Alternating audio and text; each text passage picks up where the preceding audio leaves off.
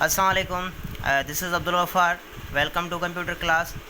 अॼु जो असांजो जेको टॉपिक आहे उहो आहे कंप्यूटर जनरेशन्स। कंप्यूटर जनरेशन्स छा आहिनि? कंप्यूटर जनरेशन्स हिकिड़ो अहिड़ो टाइम पीरियड हुयो जंहिं टाइम पीरियड ते कंप्यूटर्स खे डिवाइड कयो वियो। इट मीन्स दैट क्लासीफाइड कयो हुयो, अलॻि अलॻि कयो वियो हुयो ऐं उन्हनि खे कुझु नाला ॾिना विया हुया। ठीकु आहे, त जीअं पहिरियां कंप्यूटर हुया उहे मतिलबु तमामु तेज़ न हुया, उन्हनि में कुझु जेके आहिनि खामियूं हुयूं, उन्हनि खे खामियुनि खे सही करे वरी उन्हनि में अॻिते उन्हनि खे डेवलप कयो वियो, उन्हनि खे वरी नई जनरेशन जो नालो ॾिनो वियो। ठीकु आहे, त पहिरीं जनरेशन जेका हुई उन पहिरीं जनरेशन में जेके कंप्यूटर हुया उहे तमामु वॾा हुया।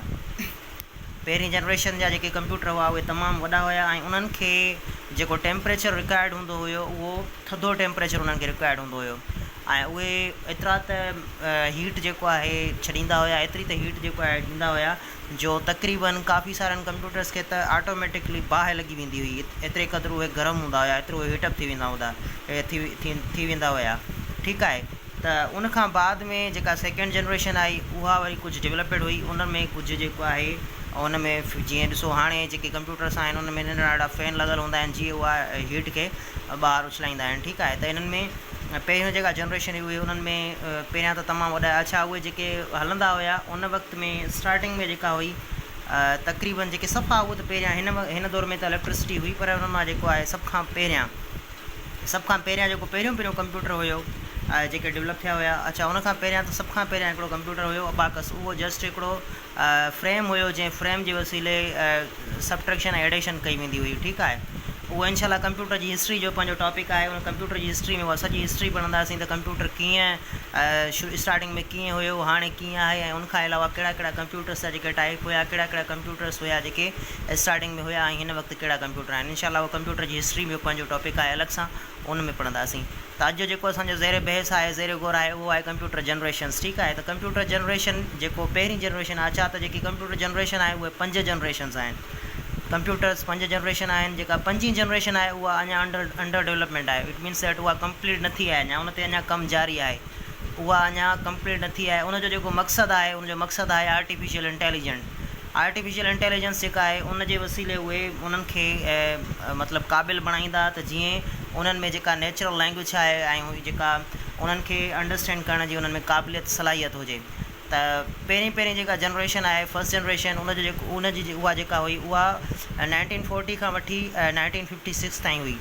ठीकु आहे, इन जो टाइम पीरियड आहे ही यादि करे छॾिजो जो तक़रीबन पुछो वेंदो आहे त पहिरीं जेका जनरेशन हुई उनजो टाइम पीरियड केतिरो हुयो, किथां खां वठी केसि ताईं हली हुई। ठीकु आहे, त उहा जेका बेसिड हुई उहा हुई बेसिड वैक्यूम ट्यूब्स ते, वैक्यूम ट्यूब ऐं वाल्व्स ते। उन्हनि जो छा हूंदो हुयो कमु, हिननि जो छा हुए, इहे हिकिड़ा इट मीन्स दैट गिलास जा ठहियलु हूंदा, नंढो गिलास माना जेके शीशो हूंदो आहे उन शीशे जा ठहियलु हूंदा आहिनि, नंढड़े बल्ब लाइक हूंदा आहिनि। ठीकु आहे, उनजो छा हूंदो हुयो, इलेक्ट्रॉन्स जो जेको फ्लो हूंदो हुयो उनखे वधाइण ऐं उन्हनि खे कंट्रोल करणो हूंदो हुयो। ठीकु आहे, उनखां बाद में इहे तमामु वॾी साइज़ में हूंदा हुया। जीअं ऑलरेडी मां तव्हांखे ॿुधाए चुको आहियां त जेके पहिरीं जनरेशन हूंदी हुई उनजा कंप्यूटर तमामु वॾी साइड हुया। इट मीन्स दैट हिकिड़े कंप्यूटर खे होल्ड करण लाइ, हिकिड़े कंप्यूटर खे रखण लाइ उनजो सॼो जेको आहे वॾा रूम्स रिक्वायर्ड हूंदा हुया, उते उन्हनि खे कंप्यूटर खे स्टोर कयो वेंदो हो। ठीकु आहे, हिकिड़े कंप्यूटर खे, ऐं उन्हनि जी जेका हलंदा हुया उहे पहिरियां स्टार्टिंग में जेके हुया ही सफ़ा जेके शुरूआती हुया कंप्यूटर। ठीकु आहे, सफ़ा शुरूआती उहे उन वक़्त में जेका इलेक्ट्रिसिटी हुई उहा न हूंदी हुई ऐं उन्हनि में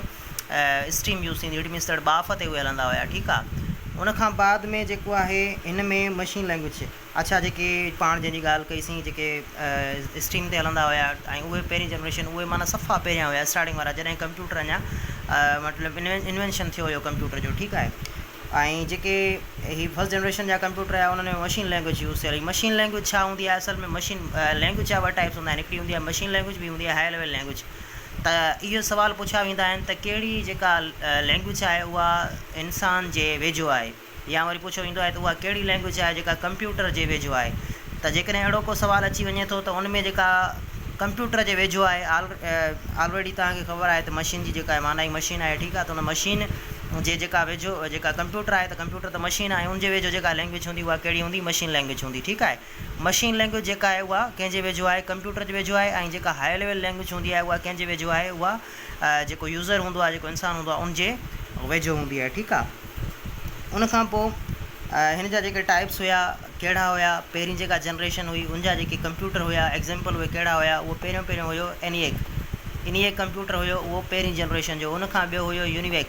इहे कंप्यूटर जेके हुया ॿ इनिएक ऐं यूनिवेक, इहे ॿई फर्स्ट जनरेशन जा कंप्यूटर हुया। ठीकु आहे। पहिरियों जेको इनिएक आहे उहो स्टैंड्स फॉर, उहो जेको हुनजी जेका एब्रिविएशन आहे उहा आहे electronic numerical indicator and calculator. ठीकु आहे। उन खां ॿियो आहे यूनिवेक, इन जो जेको एब्रिविएशन आहे उहा आहे यूनिवर्सल ऑटोमेटिक कंप्यूटर। ठीकु आहे। उन खां बाद में आहे सेकेंड जनरेशन। सेकेंड जनरेशन जेका आहे उहा सेकेंड जनरेशन जो टाइम पीरियड जेको हुयो 1956 खां वठी 1963 ताईं। ठीकु आहे। इहे छा ते बेस्ड हुया, इहे छा ते मतिलबु बुनियादु उन्हनि जो छा ते विधल हुयो, उन्हनि जो हुयो ट्रांजिस्टर ते। ट्रांजिस्टर जेके हुया हुननि वांगुरु सेम जेके वैक्यूम ट्यूब में वाल्व्स हुया, उन्हनि जो कमु जेको आहे ट्रांजिस्टर जो इहो हूंदो हुयो, अमाउंट ऑफ करंट खे जेको आहे उन्हनि खे मेंटेन करणु ऐं उन्हनि खे जेको आहे अॻिते फ्लो करणु। ठीकु आहे। उन खां बाद में जेको आहे computer became smaller and faster. अच्छा, जेका पहिरीं जेका जनरेशन हुई उन में जेका कंप्यूटर हुया उहे लार्ज इन साइज़ हुया। त जेका सेकेंड जनरेशन हुई उन सेकेंड जनरेशन में जेके कंप्यूटर हुया उन्हनि खे उन्हनि जी जेका साइज़ हुई उनखे नंढो कयो वियो ऐं उनखां अलावा इन्हनि खे कुझु क़ाबिलियत एतिरी ॾिनी वई जो उन में उहे तेज़ थी विया। ठीकु आहे। उन खां बाद में हिननि में हाई लेवल लैंग्वेज यूज़ कई वई। High level language Fortran language. इहा फोर्टान लैंग्वेज जेका आहे उहा साइंस ऐं रिसर्च लाइ यूज़ थींदी आहे। ठीकु आहे।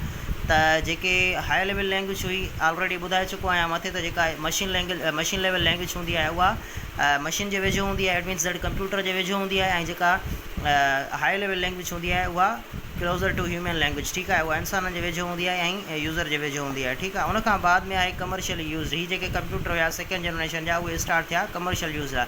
हीअ जेके पहिरीं जनरेशन जे लाइ हुया उहे कमर्शियल यूज़ लाइ न हुया ऐं उहे तमामु महांगा हूंदा हुया, उनखे हर केरु अफोर्ड न करे सघंदो हुयो। ठीकु आहे। उन खां बाद में जेके सेकेंड जनरेशन जा कंप्यूटर एग्ज़ाम्पल हुया उहे हुया IBM 1794 ऐं IBM 1401। ठीकु आहे। हीअ जेके हुया कंप्यूटर उहे हिन जा एग्ज़ाम्पल हुया। हीअ तव्हांखे यादि करिणो आहे, हीअ तव्हांखे मेन आहिनि, हीअ तव्हांखे यादि करिणो आहे छो जो पुछा करे सघंदा। त हिननि मां हाणे तव्हांखे ईअं कंदा, जेकॾहिं एग्ज़ाम पॉइंट ऑफ व्यू खां ॾिसूं था जेकी तव्हांखे हुते ऑप्शन ॾींदा त हाणे हिन मां कहिड़ो कंप्यूटर आहे उहो सेकेंड जनरेशन जो आहे, उतां तव्हांखे पॉइंट आउट करिणो हूंदो त कहिड़ो जेको आहे सेकेंड जनरेशन जो आहे। ठीकु आहे। त उतां जेकॾहिं तव्हांखे यादि हूंदा त तव्हां उतां ईज़िली उन क्वेश्चन जो आंसर करे सघंदो। ठीकु आहे।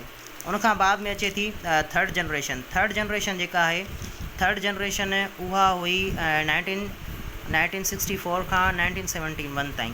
ठीकु आहे। ऐं उन खां बाद में जेका आहे ही बेस्ड हुई ICs ते। ICs खे सिलिकॉन बि चयो वेंदो आहे, सिलिकॉन चिप। ठीकु आहे। ICs जी जेका फुल फॉर्म आहे उहो आहे इंटीग्रेटेड सर्किट्स। ठीकु आहे।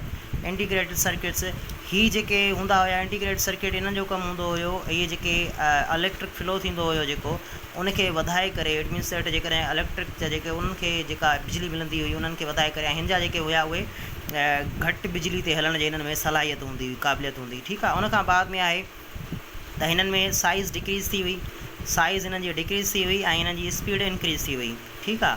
साइज़ हिननि में नंढी हुई ऐं उन खां अलावा हिननि जी जेका स्पीड हुई उहा इंक्रीज़ थी हुई। उन खां अलावा लेस एक्सपेंसिव हुया। हिननि खे तक़रीबन जेके अगरि जेके कंप्यूटर चाहिनि पिया इस्तेमालु करणु उहे कमर्शियल यूज़ त थी विया हुया पे सेकेंड जनरेशन खां स्टार्ट, पर हिननि में छा हुयो जो जेके